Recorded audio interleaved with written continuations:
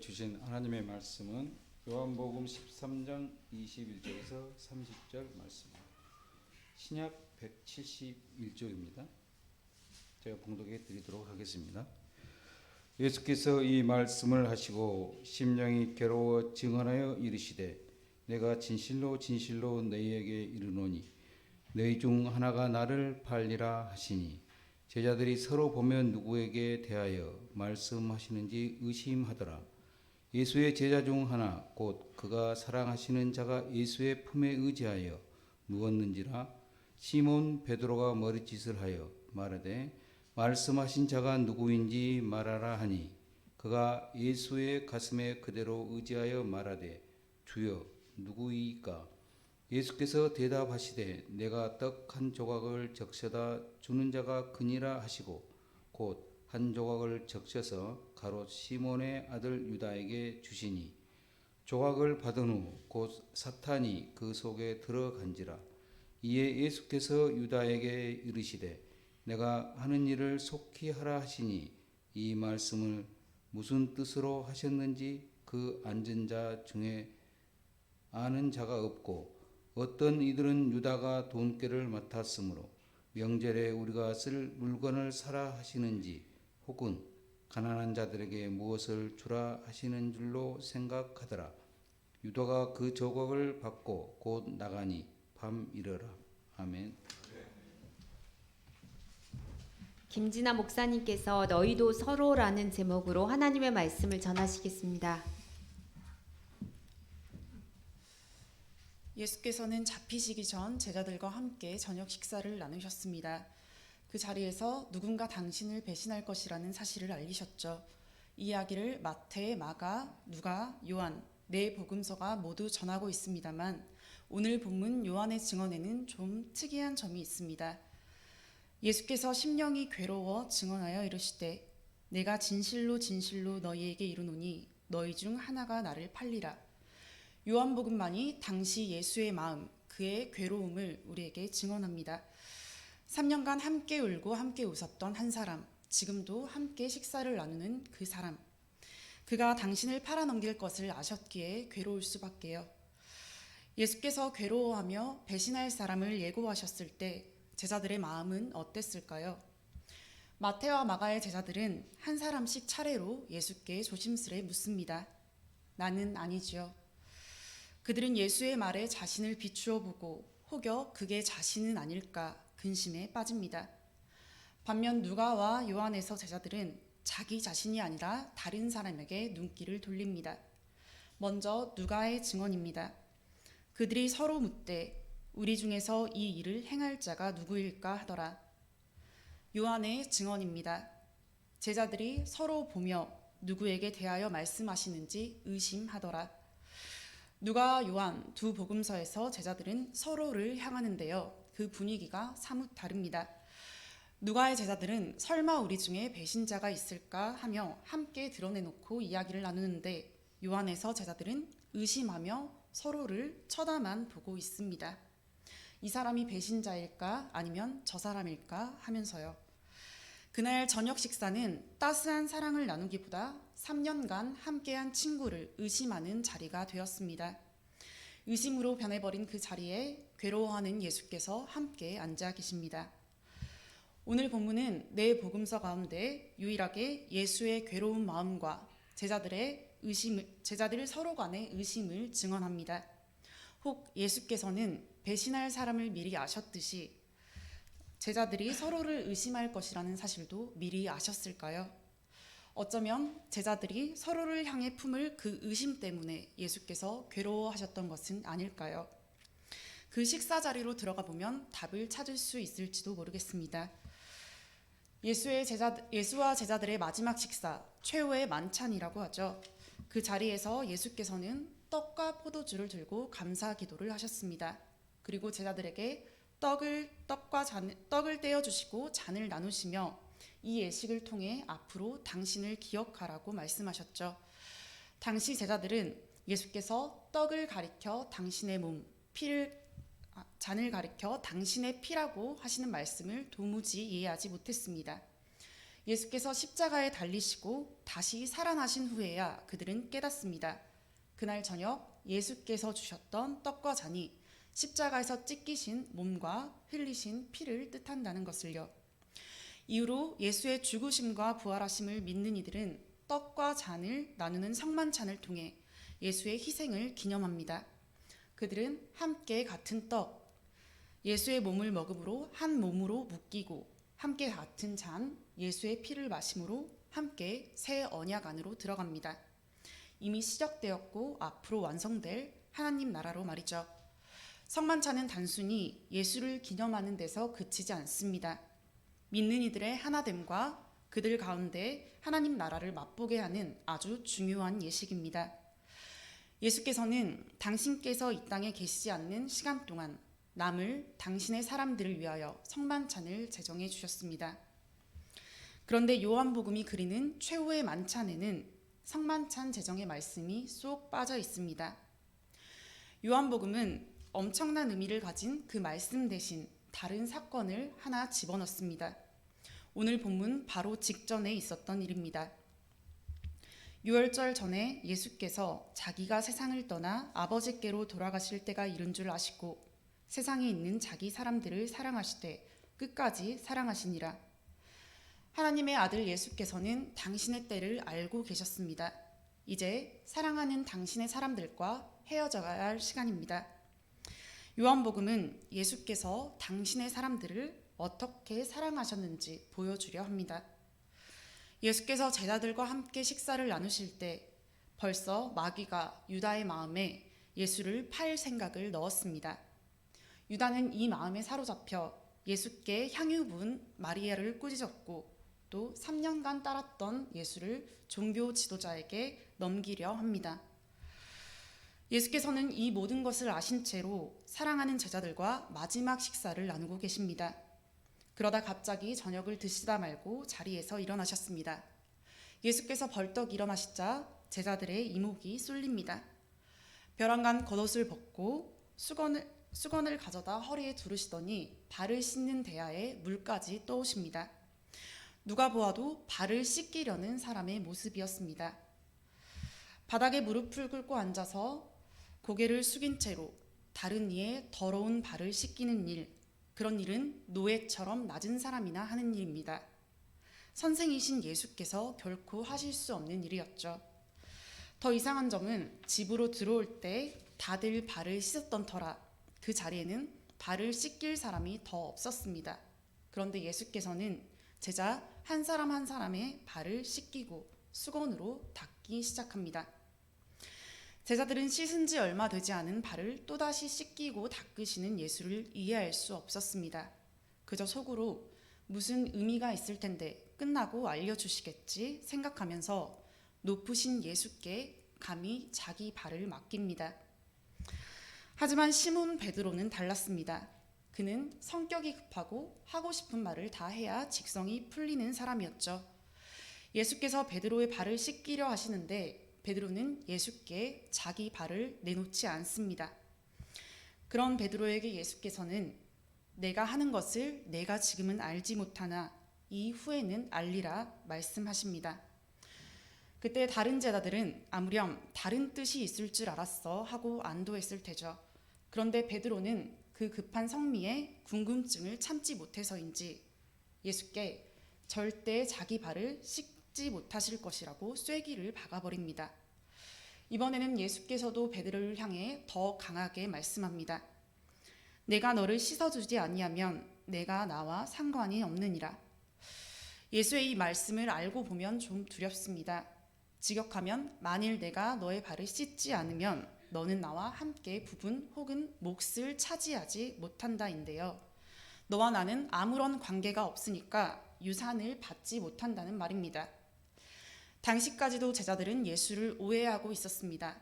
오로지 메시아로 군림하실 예수에 대한 기대로 부풀어 있었고 그 때가 되면 예수를 따라 누가 더 높은 자리에 오를지 경쟁했습니다. 마태와 마가의 증언에 따르면 일전에 야고보와 요한의 어머니가 혹은 그들이 직접 예수께 예수의 가장 가까운 자리에 앉혀달라고 요구했습니다. 이를 들은 다른 제자들은 분노했고요. 누가복음은 최후의 만찬에서도 제자들 사이에 누가 더 크냐 하는 다툼이 일었다고 보도합니다. 베드로 역시 누구보다 더 높은 자리에 오르고 싶었습니다. 그는 방금까지만 해도 예수께 쐐기를 박더니 유산을 받지 못한다는 말에 발뿐 아니라 손과 머리도 씻어달라고 요청합니다.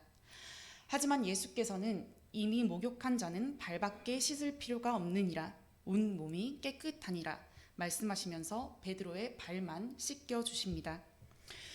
예수께서는 왜 마지막 식사 자리에서 씻은 지 얼마 되지 않은 제자들의 발을 다시 씻겨 주셨을까요? 그리고 갑자기 웬 목욕 이야기를 하시는 걸까요? 예수께서는 제자들의 발을 다 씻기신 다음 다시 겉옷을 입고 자리에 앉으셨습니다. 내가 너희에게 행한 것을 너희가 아느냐? 드디어 발을 씻기신 이유를, 그 뜻을 알려주시려나 봅니다. 그런데 제자들의 예상과는 달리 예수께서는 별다른 의미를 밝혀주시지 않고 그저 당신의 행동을 본받으라고 말씀합니다. 내가 주와 또는 선생이 되어 너희 발을 씻었으니 너희도 서로 발을 씻어주는 것이 옳으니라. 제자들보다 높으신 예수께서는 제자들을 씻기려고, 그들을 섬기려고 기꺼이 무릎을 꿇으셨습니다. 제자들은 예수의 이 섬김을 본받아 자신을 낮추어 이제 서로를 섬겨야 합니다. 서로 더 크냐는 논쟁이 일 때마다 예수께서는 섬기는 사람이 가장 크다고 가르치셨죠.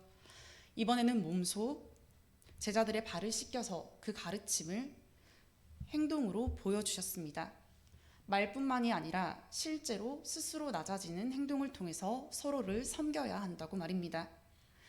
당시 제자들이 이해한 것은 딱 여기까지입니다. 마태, 마가, 누가의 제자들은 예수께서 떡과 잔을 나눠주실 당시 그 의미를 알지 못했습니다. 요한의 제자들도 마찬가지입니다. 이때까지도 제자들은 세족의 의미를 섬김의 일종으로만 이해하고 있습니다. 예수의 죽으심과 다시 사심을 아직 경험하지 못했기 때문이죠. 예수께서 베드로에게 말씀하셨던 이후, 곧 예수께서 십자가에 달리시고 부활하신 후에 비로소 제자들은 깨닫습니다. 자신들의 발을 씻기신 그 일이 예수의 죽으심을 의미했다는 것을요. 예수께서는 사람들의 죄를 씻기시려 십자가에 온 몸을 던지셨습니다.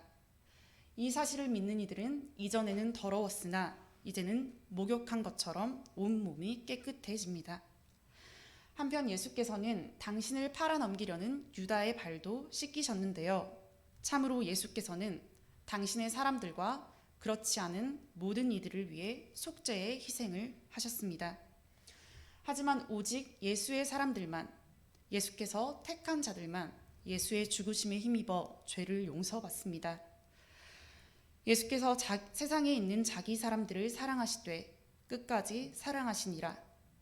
예수께서는 당신의 사람들을 생명이 다하도록 남김없이 사랑하셨습니다. 요한이 그리는 최후의 만찬을 살펴보면 예수께서는 제자들과 함께 식사를 나누시다가 제자들의 발을 씻기셨습니다. 아직 세족의 의미가 완전히 밝혀진 상태는 아니었지만 제자들은 분명히 자신을 낮추어 서로를 섬겨야 한다는 사실을 두 눈으로 배웠습니다. 세족 사건 다음 어떤 일이 벌어졌나요? 예수께서 그 자리 가운데 배신할 사람이 있다고 예고하시자 제자들은 곧장 서로를 의심하기 시작합니다. 이제 막 자신을 낮추고 서로 섬겨야 한다고 배운 사람들이었죠. 오히려 이 장면에는 근심하며 나는 아니지요 묻던 마태와 마가의 제자들이 더 잘 어울리는 것 같습니다. 예수께서는 제자들의 발을 씻기심으로 당신께서 죽어야 한다는 사실을 비추셨는데 제자들은 아직 자신을 조금도 낮출 줄 모르고 서로를 전혀 섬기지 못합니다. 이들과의 이별을 눈앞에 둔 예수의 마음이 어떻게 괴롭지 않을 수 있을까요? 예수께서는 이 괴로움에서 벗어나기 위해 하나님 아버지께서 하시는 일이 어서 이루어지길 바랍니다. 예수께서 십자가에 달리시고 다시 살아나셔야만 제자들이 비로소 발 씻김의 의미를 깨닫고 서로 발을 씻겨주라는 그 말을 완전히 이해할 테니까요. 그래서 예수께서는 유다에게 내가 하는 일을 속히 하라 말씀하셨습니다. 유다가 그 자리에서 떠나고 이제 예수와 나머지 제자들만 남아 있습니다. 오로지 예수의 사람들, 깨끗한 사람들, 예수께서 택한 자들이 모여 있습니다. 예수께서는 이들을 부르십니다.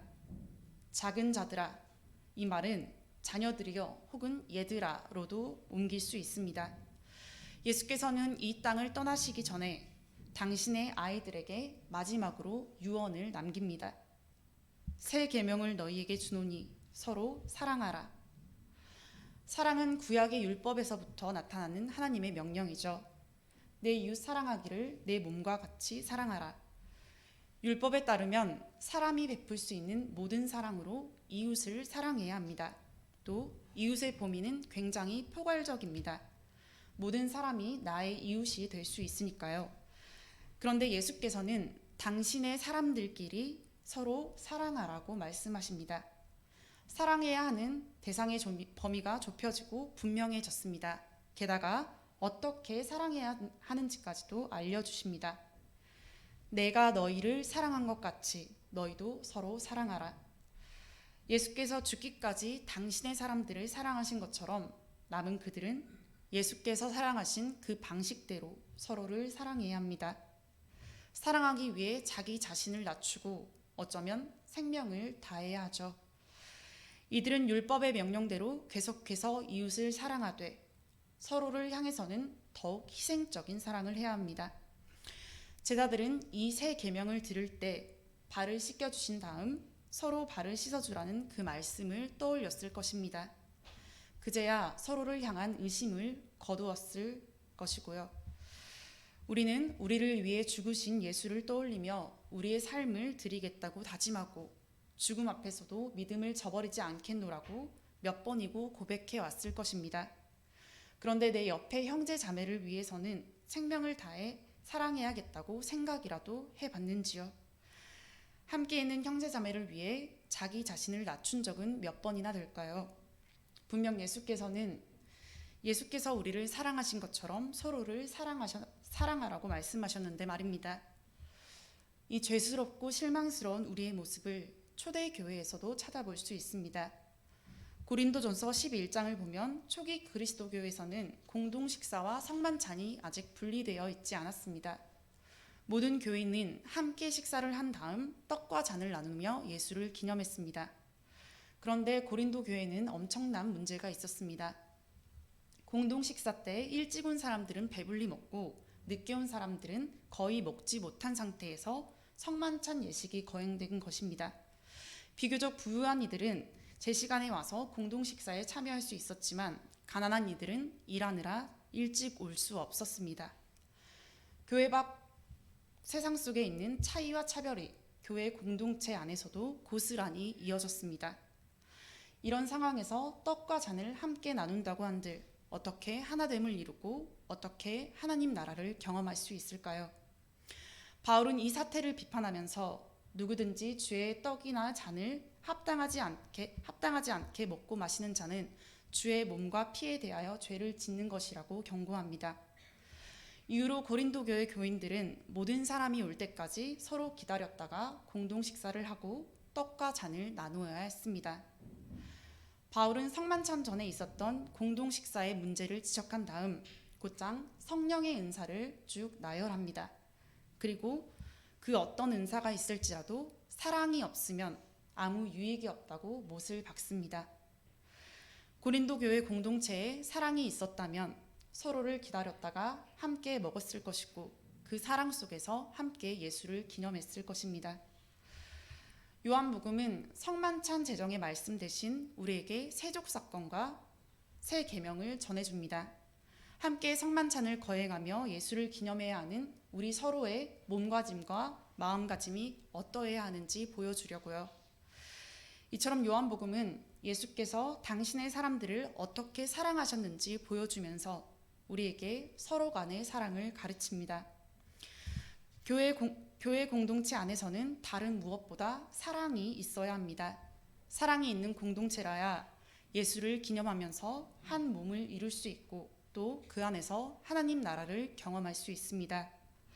우리 교회 공동체 안에는 다양한 사람이 모여 있습니다. 유대인과 헬라인, 부유한 이와 가난한 이, 타고나서 바꿀 수 없는 것에서부터 언제든 달라질 수 있는 상황까지 참 다양한 이들이 모여 한 몸을 이룹니다.